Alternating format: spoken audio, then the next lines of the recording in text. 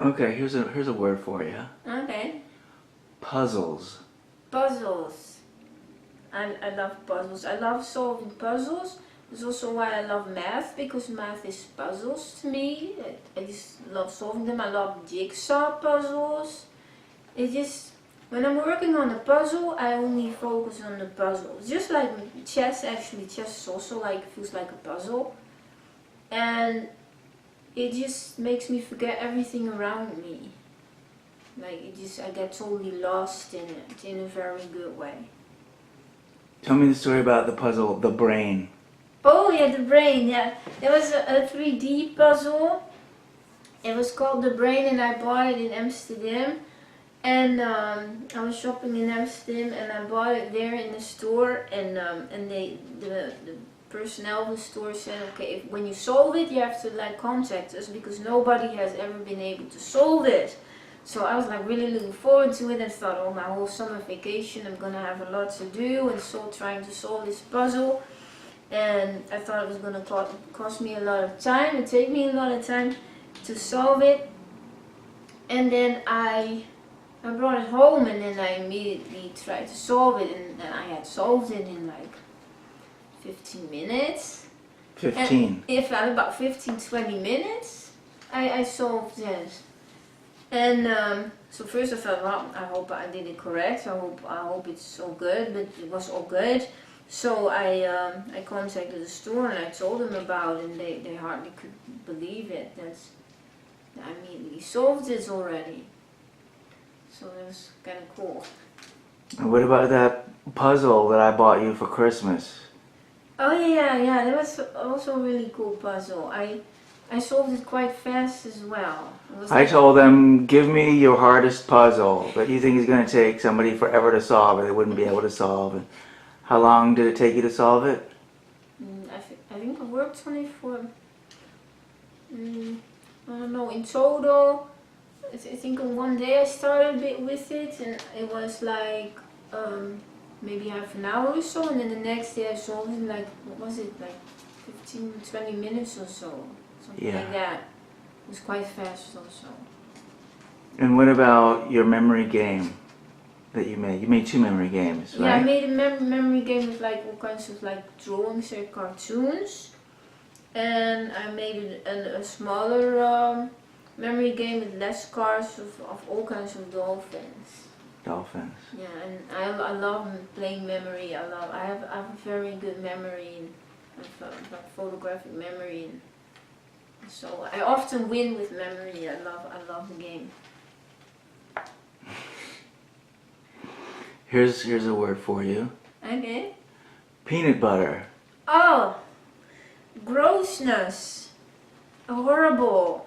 Just to touch the jar is already too horrific for me. I don't understand how somebody can eat that. It's the smell of it. Just along the smell of it is just so overwhelming and so gross. And when I was little, I tried it a few times, but the texture of it and the taste, and no, it's just no to it. It just has to stay away from me, peanut butter. Just even the jar already. When you eat peanut butter, it's a good thing that you wrap the jar in a plastic bag. I wrap it in a plastic bag that you can't even see this peanut butter. I treat it like a toxic substance. Yeah, I brush my teeth afterwards before I come near you. I have to wash the plate. There can be no trace of peanut butter in our lives. Yeah, it's so extremely gross. It's your kryptonite. Yeah. It's the thing you hate the most, eh? Peanut butter. Yeah, I think so. Yeah, I mean there are foods that I don't like carrots, but that's just not near as bad as peanut butter. Peanut butter is really, yeah, indeed a toxic substance. You are borderline psychotic about peanut butter. Yeah. Here's a word: socializing. Socializing. Yeah. Socializing I find difficult. I find socializing stressful. I think I'm getting better at it, but it drains me a lot. When I have to socialize, then it doesn't go automatically. So I really have to like calculate it, how to respond and what to say, and I have to think about how I show, how I present myself, my facial expressions, and in what tone of voice I'm talking, and yeah, it just doesn't go automatically. Every time it's like a challenge again, over and over. And You have to think cognitively about all the stuff that other people take for granted. yeah, or that goes automatically with other people. Yeah, yeah, I like having contact with people, especially people who I feel really good with and confident with. But it will always be a challenge, I think. Especially in a group. Oh, in a group, definitely. And in a group, then I'm a bit on the sideline, just like looking around and listening to others instead of communicating or do a lot of talking myself. Facial expressions. That's just a total puzzle for me. The facial expressions are something that I don't understand. I mean, there's like facial expressions that are like somebody's like really happy, that's quite clear. Somebody who's really angry, but you also have more subtle facial expressions, and then I find it really, really difficult to understand. And yeah, it confuses me. Or there's also a reason why I find it difficult to make eye contact while I'm communicating, because yeah, you constantly see somebody's face, and if you're then wondering about what that person is feeling behind that facial expression, then you can concentrate on the words. It's too much to process. Yeah, definitely. Here's a word. Echo. Echo.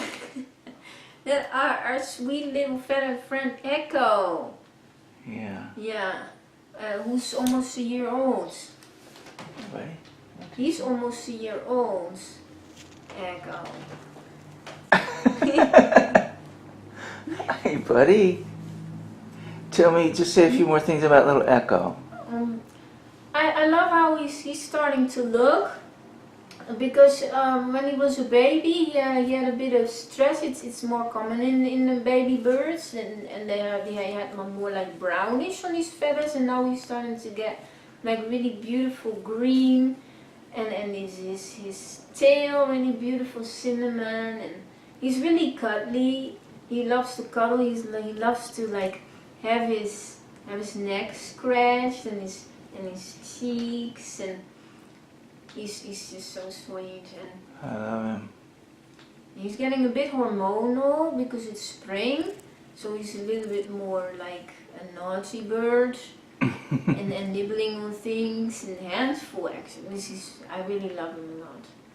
And Echo also makes me think actually about Earth to Echo, which is also one of my favorite movies. And that's Earth part of to why you Echo. named him Echo. Yeah. It's about an alien. A really cute little alien. Robot alien kind of thing.